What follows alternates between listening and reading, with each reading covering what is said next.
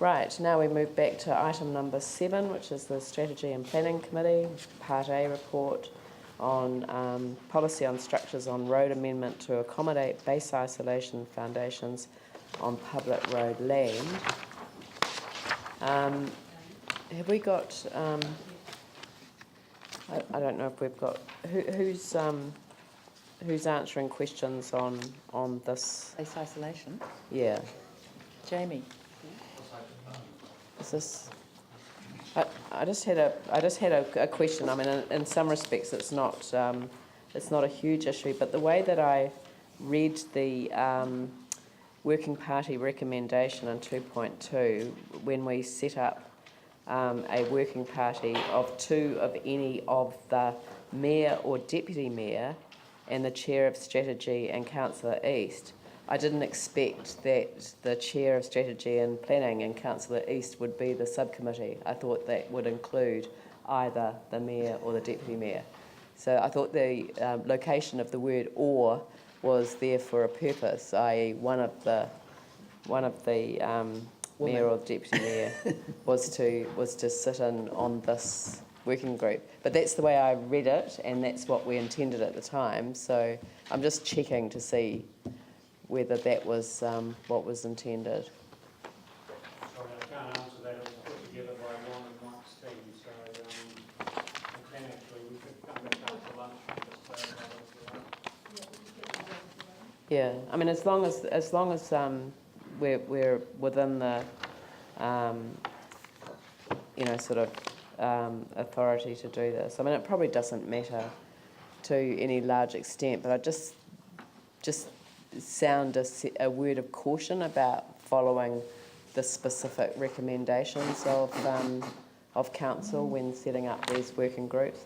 I know that Vicky and I had talked about it being a very nimble group, which is fair enough, but it was to include either her or me on it. Yeah, no, I'm relaxed about the outcome. I'm just worried about if people sort of.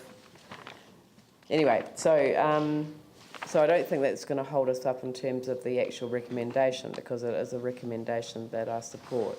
So on that basis, I'll move the recommendation. David East will second it, since the chair of Strategy and Planning isn't here today. Are there any questions, Yanni? Yeah, I didn't. It's quite hard to follow actually what we're approving, and I was just wondering, in terms of the central city, have we got a different standard in the central city than we do in the neighbouring areas and the suburbs? And the concern I had was around damage to our existing infrastructure, particularly things like enable, things like underground services. What liability are we putting on those who are doing the base isolating and those who are responsible for when the buildings move, to ensure that things are not disrupted, and if they are, then we get compensation? Well, the costs are all transferred to the applicant, is the way I read it, but who? Paul? All the costs are actually met by the owner, and yes, they are different to the suburban areas. The city plan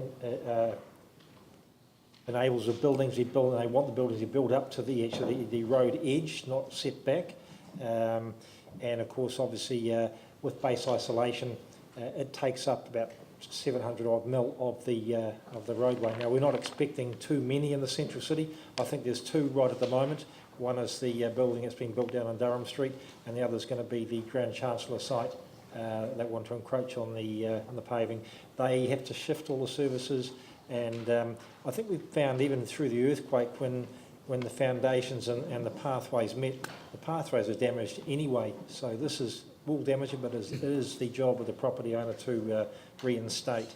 So I don't think it's going to be a large issue for the central city. There'll be 2 or 3 sites that probably will use this facility. Yeah. Okay. I guess what I'd really like to see is a really strict monitoring regime. We used to have a policy, I think, where people did developments, and where they took away driveways and built buildings, they were supposed to put the footpath back to a level surface. And if you drive around the city, you'll see a number of places where there's developments where we've still got cut downs in the footpath that have never been done. So actually there's a real risk that if we enable these people to use this space, unless we're monitoring it and enforcing the conditions, that many of these things don't get done. And even after the earthquake, a lot of demolitions that happened destroyed our footpaths, and we had to pick up the cost of fixing them, which seems inherently unfair and a burden that we shouldn't be having to take on as a council. The other concern I have is that if they're resealing the pavement and we're upgrading streets in the central city, for example, if you just put a blob of asphalt, black asphalt, over a cobblestone, or if you don't do it in the same way, and you can see with telecoms, just go around our streets in the suburbs and look at all the different patches that have been put in. So over time, it really degrades the amenity. So I would hope that this policy would have sufficient capability to ensure that it should be done to a reasonable standard, like it was before, and should actually blend in with the existing environment, not just be on top of it. Can staff just, advise me if they have any concerns about this and whether they've got any proactive monitoring and enforcement regimes in place to deal with these issues? I'll pick that question up and follow up and get back to you. Good. Paul? I did a bit of work around the cut downs because I actually thought myself it was a major issue. I had a couple of residents that wanted their cut downs replaced because they shifted the driveway. It is the cost of Yanni's Quarter, it is the cost of the property owner. I thought there may be thousands. There's about 125 cut downs that haven't actually been replaced. They're about a couple of $1,000s to remedy. Many of them are actually in the suburban areas more so than the central city, where private owners have actually moved their driveway, the house been demolished, and so forth. So it's not as big an issue. It is an issue, and I agree that we do need to ensure that they do remediate back to a set level in the future, but not as big as you'd think. I'm actually wondering whether, as part of the resolution, we should, require that, that there be reporting back to whichever council committee it is, probably. I mean, I don't know whether it's strategy and planning or whether it would be regs and consents, but a report back mechanism whereby the actual application is reported, and then subsequently, after the work is completed, that there's kind of a sign-off from staff that it was returned to a standard that was acceptable, and that way that governance would have an oversight of what has occurred, but it would also require staff to report so that they would actually be talking directly to the people about the quality of the work that they did.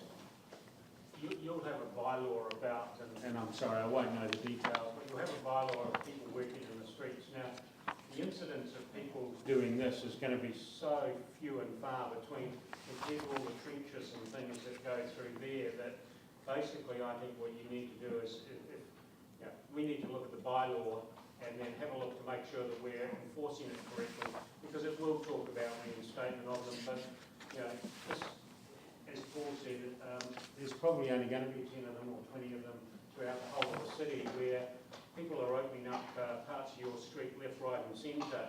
I don't think you want all that reported back, and I think you need to look at that strategic level.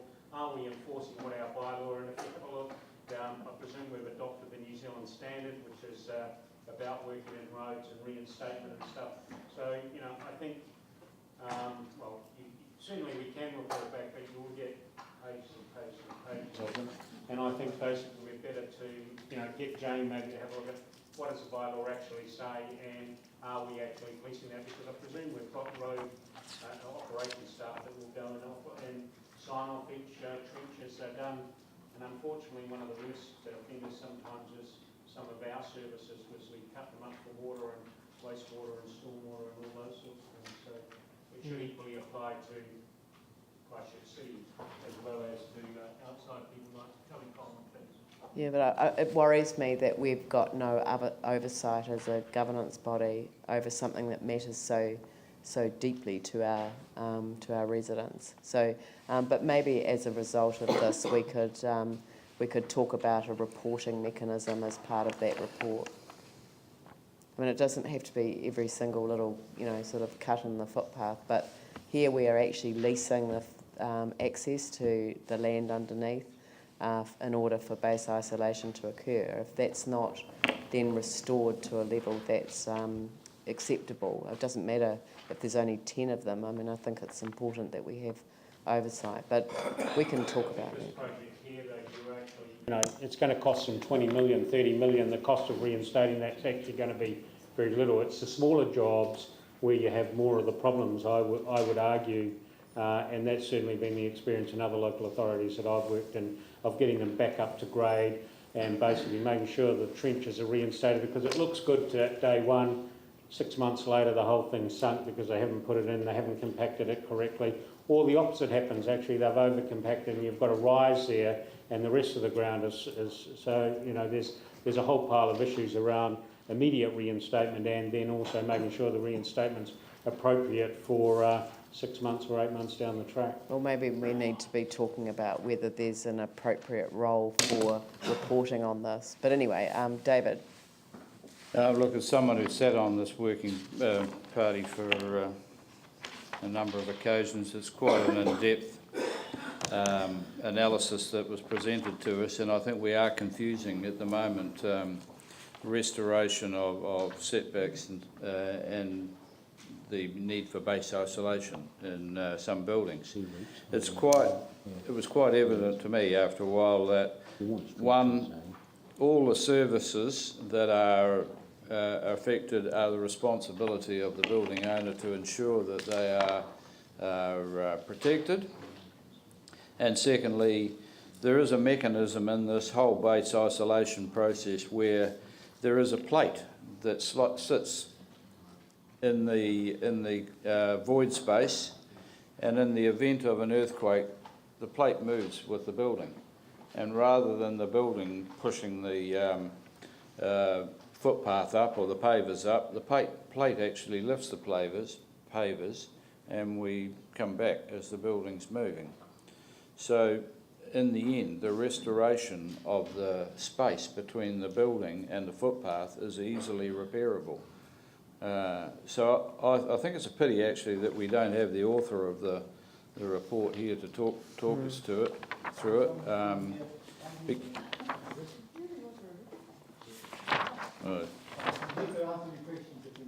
But yeah, I think we are confusing the actual base isolation process with the effect of trenching and other works in the footpaths that are associated with building construction.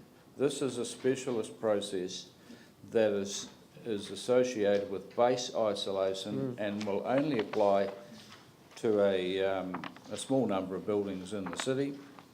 And I'm very comfortable with the report. I've seen it a dozen times now, and it does get quite technical, but essentially all we are doing is making provision within an existing bylaw to have base isolation structures in the program. So when it says that the applicant will meet the cost of excavation, the vault construction and maintenance and remaking the footpath surface, that will be an ongoing event, like in ongoing seismic events as well? That's correct. As Councillor Rees mentioned. Yeah, come and sit at the table, sorry. In terms of the design of the base isolation, so what we're allowing is the building to have wriggle room. Yeah. So it slides on its base isolation deep. under the subsoil. And as Councillor Rees said, we're just tweaking an existing policy on structures on streets. So we're just making, so there'll be like a sliding plate arrangement, because we didn't want anything that was going to damage the footpaths and leave them crumpled. Yeah. So the building would sit above the footpath and move above the footpath normally. But the access into the building for doors and that type of thing would have a sliding plate arrangement. So the building would move slowly. Base isolation means that it will move slower longer than the earthquake event. So what we're doing is allowing, in the central city, where there's a requirement to have build to the property frontage, so there's a continuous property frontage. What we're doing is allowing the buildings to build to the property frontage, so we have continuity as required in the city plan. So the building will move slightly out over the footpath, but then go back again. And the only issue will be that just access to the doors, which will be on a sliding plate arrangement.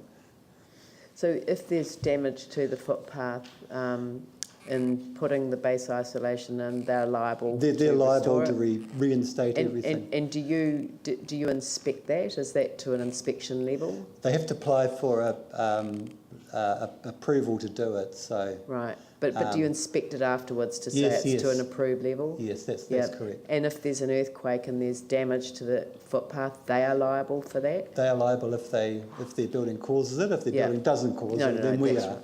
Yeah. Okay, no, that's Yeah. good. That's very helpful. So they have to apply to our transport operations people who issue a. It's in the policy anyhow. Yeah. They have to open up the street. Yep. And they would have to make good any damage they cause. But we were worried that the reason why we put a sliding plate arrangement in, we were worried that there'd be a delay because the building shouldn't be harmed in any way. So we didn't want access delayed Yeah.